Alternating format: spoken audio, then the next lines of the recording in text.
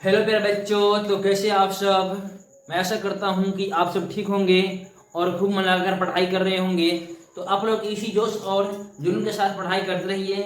चलिए लेकर आ गए हैं आज बहुत ही शानदार टॉपिक, जो क्लास 10 के एग्जाम में पूछता ही पूछता है। और ये क्लास 10 के लिए क्या बोलते हैं ना, ये 100 200 तरह तरह के पूछ भी करता है और पूछता भी है। तो 5 नंबर के लिए, कितने नंबर के लिए, 5 नंबर में पूछता है। कितना नंबर में, 5 नंबर में, यानी कि 5 अंक का पूछता है। 5 अंक का, कितने अंक का पूछता है, 5 अंक का क्वेश्चन है। क्वेश्चन क्या है देख लीजिए। इसी तरह ए बराबर r/2 या फिर r/2f, कौन सा दर्पण में, तो अवतल दर्पण में। अगर आप क्लास 10 में होंगे तो आपको मालूम होगा ये जो क्वेश्चन है आपके लिए कितना इम्पोर्टेंट है। बहुत ही वीवीआई क्वेश्चन है, क्योंकि 1 साल 2 साल आप लगे हमेशा पूछता है ये क्वेश्चन, ठीक ना। तो इसलिए इस क्वेश्चन को आप लोग जितना हो सके ध्यान देकर समझने की कोशिश कीजिएगा, ठीक ना। चलिए देखते हैं, वीडियो को हम लोग करते हैं शुरू। बात क्या है कि सिद्ध करना है क्या, f बराबर r/2 या फिर r/2f है। किसमें, तो अवतल दर्पण में। किसमें, अवतल दर्पण में। तो हम लोग सबसे पहले क्या करेंगे कि एक दर्पण बनाएंगे। क्या बनाएंगे, एक दर्पण। और दर्पण बड़ा कौन सा होगा, तो अवतल दर्पण। जब बोल रहा है तो हम लोग कौन सा दर्पण बनाएंगे, बनाएंगे अवतल दर्पण। तो आप लोग सबसे पहले बना लीजिएगा एक अवतल दर्पण। चलिए हम सबसे पहले क्या बना लिए हैं, एक अवतल दर्पण बना लिए हैं, जिसका नाम रख रहे हैं एम और एम डैश। क्या रख दिए हैं, एम और एम डैश। मान लेते हैं कि इसको हम लोग क्या बोलते हैं, यहां से इस तरह से करके बनाए हैं, इसको क्या हो जाएगा, यानी केंद्र हो जाएगा, यानी कि वक्ता केंद्र। और यहां से वक्ता केंद्र, इसको मान लेते हैं ध्रुव। और वक्ता केंद्र और ध्रुव से इसको पी लिखते जाए नीचे, ताकि वो दिखाई देगा। ये पी है, ये सी है, यानी कि वक्ता केंद्र।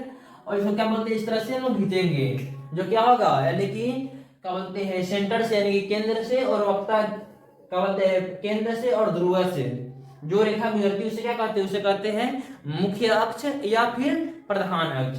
तो यह क्या कहते हैं, केंद्र और ध्रुव से होते हुए हम लोग प्रधान अक्ष या फिर बोले मुख्य अक्ष हम लोग खींच दिए हैं।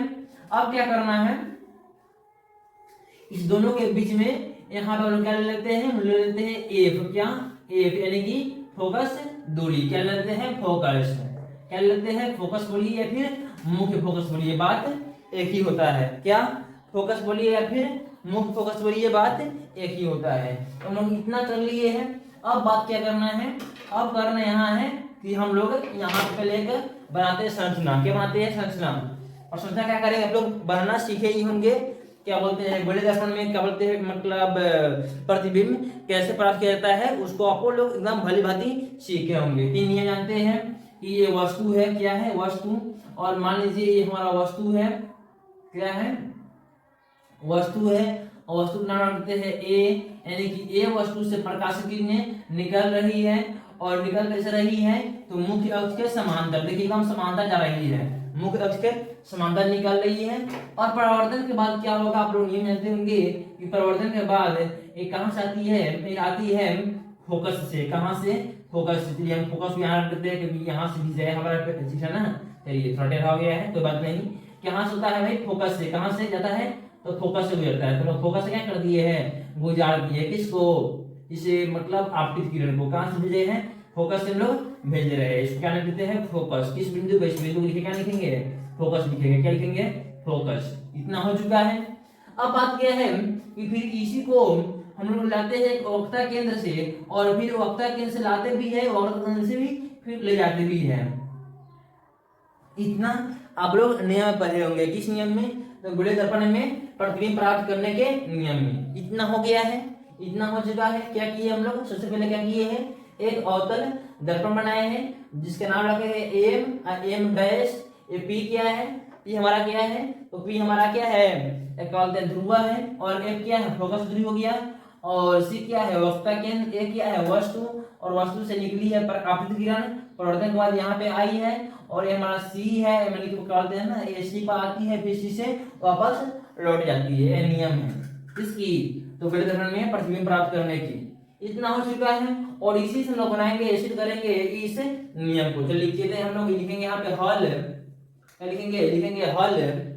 क्या लिखेंगे, हल। और देखिए कैसे हम लोग सिद्ध करते हैं इसको भाली भांति से।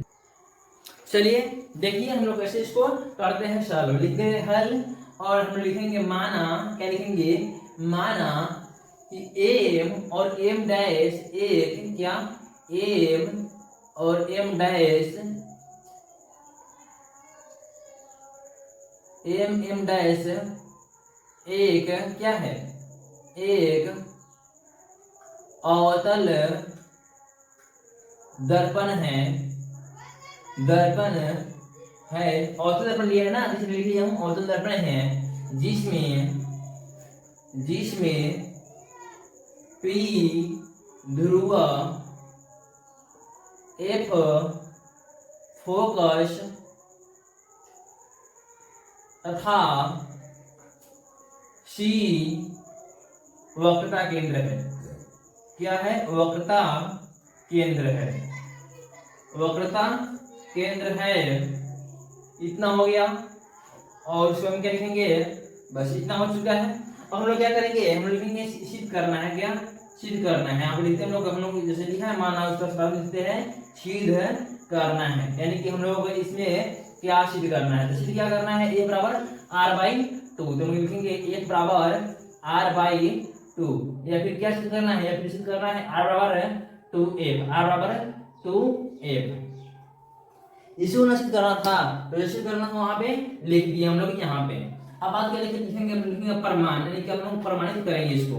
प्रमाणित करने से पहले यहाँ लिखते हैं प्रमाण, क्या लिखना पड़ता है, प्रमाण। तो लोग करेंगे प्रमाण, कैसे प्रमाण होता है नहीं होता है आप देखिए इस वीडियो में। बात क्या है कि सबसे पहले हम लोग यहाँ पे देखेंगे किस बनाएंगे। देखिए इसको मान लेते हैं एंगल एक, क्या मानेंगे, एंगल एक, और इसके मानेंगे एंगल 2। एंगल एक हो गया, एंगल 2 हो गया, और इसको हम लोग मान लेते हैं एंगल 3, यानी कि कोण 1 हो गया, कोण 2 हो गया और कोण 3 हो गया। अब बोलेगा कहां से आया है, इसको हम लोगों को मानना पड़ता है, क्या करना पड़ता है, मानना पड़ता है। अब बात यहाँ है कि देखिए कि प्रकाश के प्रवर्तन के नियम से हम लोग जानते हैं कि ऐसा कुछ रहेगा और यहाँ से आएगा तो इस तरह से आएगा, इस तरह से जाएगा। और जो क्या होती है ना, प्रकाश के प्रवर्तन के नियम से जितना डिग्री का ए होगा, यानी जितना डिग्री का ए होगा उतनी डिग्री का ए भी होगा। ये क्या है, प्रकाश के प्रवर्तन का नियम होता है, यानी जितना डिग्री का यहाँ पे कोण है ना, उतना डिग्री का कोण यहाँ पर भी है। उसी तरह से प्रकाश के प्रवर्तन के नियम से जितना ये कोण है ना, एक एंगल एक जितना डिग्री का है उतने ही डिग्री का एंगल 2 भी है। किसके नियम से है, तो प्रकाश के परावर्तन के नियम से है। क्या कि जितना डिग्री का कोण एंगल 1 है, यानी कि कोण 1 है उतना ही डिग्री का कोण 2 भी है। तो हम लिखेंगे प्रमाण एंगल 1 बराबर एंगल 2, एंगल 1 बराबर एंगल 2। कैसे, तो प्रकाश के परावर्तन से, कभी प्रकाश के सीधे नहीं, परावर्तन के नियम से, कभी परावर्तन के नियम से, कैसे से, नियम से। इतना बात लिख देंगे। अब बात यहाँ है कि एंगल 1 बराबर एंगल 3 होगा। अब बोलिए कैसे, तो हम लोग मैथ में इस तरह से पढ़े थे, मैथ में हम लोग पढ़ेगा इस तरह से, एंगल 1 है मानते हैं इस तरह से। देखिए इसी तरह से ना फिगर है, इस तरह से, और यहाँ पे है और यहाँ पे है।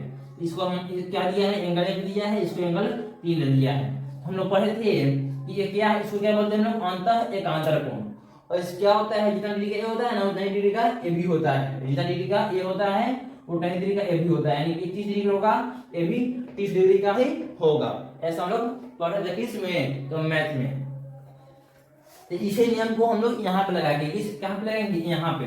देख लीजिए उसी तरह से यहाँ पे है, तो एंगल 1 है, एंगल 3 है, तो हम लोग क्या लिखेंगे कि एंगल 1 बराबर एंगल 3 किससे लिखेंगे, अंतः एकांतर कोण से। इसको बोलते हैं अंतः, देखिए अंतः एकांतर कोण से, अंतः एकांतर कोण से। इतना हो चुका है।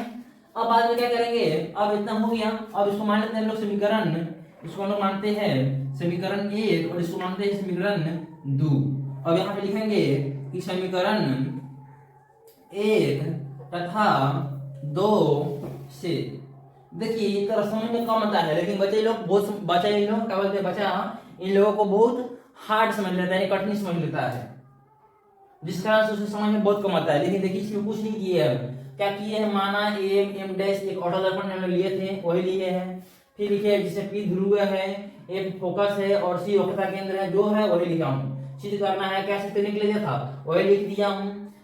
परावर्तन के नियम से क्या हुआ है, एंगल 1 बराबर एंगल 2 और एंगल 1 बराबर एंगल 3 गति के नियम से, तो अंत में कौन सी, इसको मान लिए एंगल मतलब क्या बोलते हैं समीकरण 1, इसको मान लिए समीकरण 2, और हम चल रहे समीकरण 1 तथा 2 से, यानी कि समीकरण 1 तथा 2 से क्या निकलेगा। देखिए अब आप लोग यहाँ पे मिलेगा क्या मिलेगा कि आपको एंगल 1 यहाँ भी दिख रहा होगा और एंगल 1 यहाँ भी दिख रहा होगा, तो दोनों आपस में कट गया, क्या हो गया, कट गया, यानी कि एंगल 1 यहाँ भी है, एंगल 1 यहाँ भी है। इस दूरी को हम लोग क्या कर देंगे, गायब कर देंगे, और बचा गया कि यहाँ पे एंगल 2 है, यहाँ पे एंगल 3 है, क्या यहाँ पे एंगल 2 है, यहाँ पे एंगल 3 है, ये दोनों अलग अलग है ना, इसलिए दोनों को अलग लिखेंगे, क्या लिखेंगे, प्राप्त हुआ, क्या प्राप्त हुआ। देखिए दोनों से प्राप्त नहीं हुआ भाई, समीकरण 1 तथा 2 से क्या हुआ, प्राप्त हुआ है ना, क्या लिखेंगे, क्या प्राप्त होगा। इतना बात हो गया, इतना बात हो गया। अब देख लीजिए एंगल 2 बराबर एंगल 3 प्राप्त हुआ है। अब देखिए ये बात ना है, एंगल 2 एंगल 3, अब बात करें इसको ले लेते हैं, ये हो गया, इसको मान लेते हैं हम लोग बी, ये क्या बोलते हैं एफ है, सी है, आई पी है, तो ये हो गया, इसको ये बी मान लिया, ठीक ना, इसको आप लोग भी मान लीजिएगा बी, ठीक ना, और आप अपने से, ठीक ना। अब बात यहाँ है कि देखिए यहाँ पे हम इसको बनाते हैं फिगर को, यहाँ पे कुछ इस तरह से बना है फिगर, इस तरह से है, इस तरह से है, देखिए कुछ इस तरह से फिगर है। यहाँ पे देखिए ए और ए, जिसमें इस बिंदु का नाम क्या है सी, इस बिंदु का एफ और इस बिंदु का क्या है बी।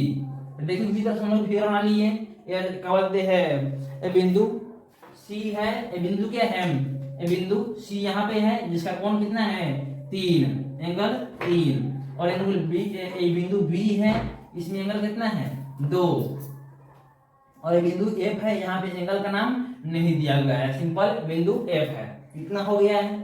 अब बात यहाँ है क्या है कि एंगल 3 है, यहाँ पे एंगल 2 है। अब बात क्या हुआ है कि एंगल 2 बराबर एंगल 3 हमको प्राप्त हुआ है ना, एंगल 2 बराबर एंगल 3 प्राप्त हुआ है, यही बच्चों को समझ नहीं आता है, एंगल 2 बराबर एंगल 3 प्राप्त हुआ है ना। देखिए इसके सामने वाला जो भुजा कौन सा रहा है, देखिए किसके रूप में होगा, इस तरह से ना, इसके सामने वाला भुजा ए है, यानी कि जितना इसके सामने वाला भुजा ए है और इसके सामने वाला भुजा इधर घुमाऊंगा, इधर घुमाऊंगा ना, इसके सामने वाला भुजा ए है, इसके सामने वाला भुजा ए है, यानी कि जो एंगल जो है ना 2 के सामने वाला भुजा एंगल 2 है ना, एंगल 2 के सामने वाला भुजा सी एफ है, क्या है सी एफ, और बराबर के बराबर फिर एंगल 3 के सामने वाला भुजा कौन सा है, तो बी एफ, क्या बी एफ, क्या है बी एफ। अब बात याद रखिएगा कि अगर क्या बोलते हैं दो कोण आपस में समान है, तो उसके सामने वाला जो भुजा होता है ना वो असल में उसी का समान होता है, इसलिए एंगल 2 बराबर क्या लिखे हैं सी एफ लिखे हैं और एंगल 3 बराबर बी एफ लिखे हैं। यहाँ तक प्रॉब्लम नहीं होना चाहिए। अब इसको हम लोग कर देते हैं क्या साफ, क्योंकि जब लिखाए थे इसको समझाए थे, इसको लिखे थे हम लोग कंसेप्ट को क्लियर करने के लिए। इतना हो गया, अब एक हो गया। अब इसको हम लोग मान लेंगे क्या, ये एंगल क्या बोलते हैं इसके यहाँ पे है सी एफ बराबर गया है बी एफ आया है, इसको हम क्या मान लेंगे समीकरण 3, क्या मानेंगे समीकरण 3। अब बात एक बार ध्यान दीजिए, यहाँ पे दिख रहा होगा आपको इस तरह से, देखो यहाँ पे दिख रहा होगा बी एफ और यहाँ पे आपको पी एफ, बी एफ और पी एफ, तो हम लिखेंगे कि बी एफ बराबर में पी एफ। अब बोले कैसे, इसको लिखते हैं दर्पण के द्वारक से, कथी से दर्पण के द्वारक से। आपको समझाए थे कि दर्पण की चौड़ाई को दर्पण का द्वारक कहते हैं, और इसका द्वारक क्या है ना बहुत छोटा है, बहुत छोटा है, इसलिए इसकी जो दूरी होगी ना, दोनों का जो दूरी होगी और दोनों को दोनों बराबर होगी, क्या होगी बराबर होगी, ऐसा सभी जगह माना जाता है। इसलिए भी यहाँ पर हम लोग क्या माने हैं कि बी एफ बराबर क्या होगा पी एफ, और इस समीकरण 3 हो गया और समीकरण 4 हो गया, क्या हो गया समीकरण 3 और समीकरण 4।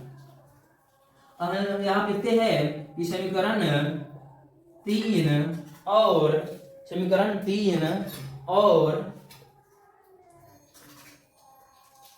समीकरण 3 और समीकरण 4 से, क्या 4 से। अब देख लीजिए, आपको दिख रहा होगा यहाँ पे भी क्या है, एक मिनट देख लेते हैं, एसीएफ है ना, एसीएफ है। चलिए देखिए यहाँ पे भी बीएफ है और यहाँ पे भी बीएफ है, तो बीएफ से बीएफ कैसे हो गया, कैंसिल, बचा क्या, सीएफ बराबर में पीएफ, क्या सीएफ बराबर में पी एफ, इतना हो चुका है। क्या ऊपर क्या बढ़ चुका है, सीएफ बराबर में पीएफ, क्या सीएफ बराबर में पीएफ, यानी कि जो सीएफ है वो बराबर किसके है, पीएफ के, यानी कि बराबर है इसके, यही ना प्राप्त हो। देखिए यहाँ पे सीएफ बराबर में पीएफ, यानी कि ये बराबर है इसके, इतना हो गया, इतना हो गया। चलिए इतना हो चुका है।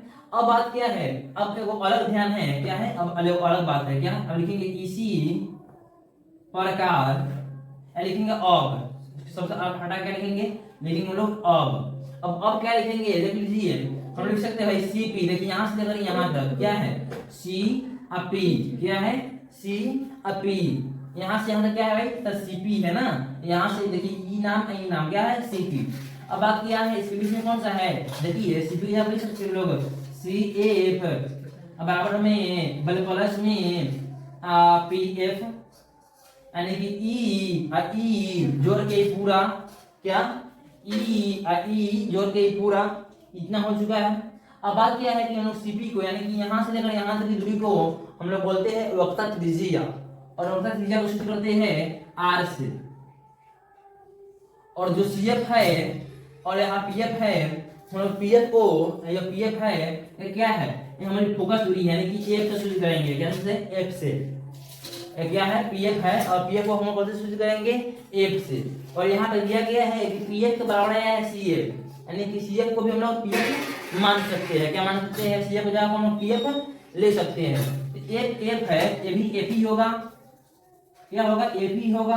अब देखिए यहाँ पे एगो एफ और एगो एफ, क्या एफ, आर बराबर एगो दो एफ। देखिए यही बात में यहाँ पर सिद्ध करना था, आर बराबर 2f, और यहाँ पे आ गया आर बराबर 2f, तो यहाँ क्या हो गया, ये हो गया आपका प्रूव्ड। अब बात क्या है कि अभी बच गया कि सर ए बराबर अभी प्रूव नहीं हुआ, कौन बोला, तो आर बराबर बोले ए बराबर आर बाई 2, ए बराबर आर बाई 2, ए कैसे प्राप्त होगा। तो सिंपल सी बात है, देख लीजिए यही का समझिएगा, क्या ए बराबर आर बाई 2, देखिए एफ है तो एफ लिखेंगे हम लोग, भाई आर है तो आर लिखेंगे हम लोग, आई गुना में रहेगा तो भागा में क्या आ गया, ए बराबर आर बाई 2, यहाँ क्या था आर बराबर 2f, और यहाँ क्या हो गया ए बराबर आर बाई 2, यानी कि दोनों का दोनों बात सेम था, और दोनों का दोनों बात मैं आशा करता हूँ कि आप लोग क्या होंगे, समझ गए होंगे। तो अगर आप लोगों को वीडियो अच्छी लगी हो तो वीडियो को लाइक कीजिएगा, और चैनल पर नए हो चैनल को सब्सक्राइब कीजिएगा। चलिए मिलते हैं नेक्स्ट वीडियो में, तब तक के लिए जय हिंद दोस्तों।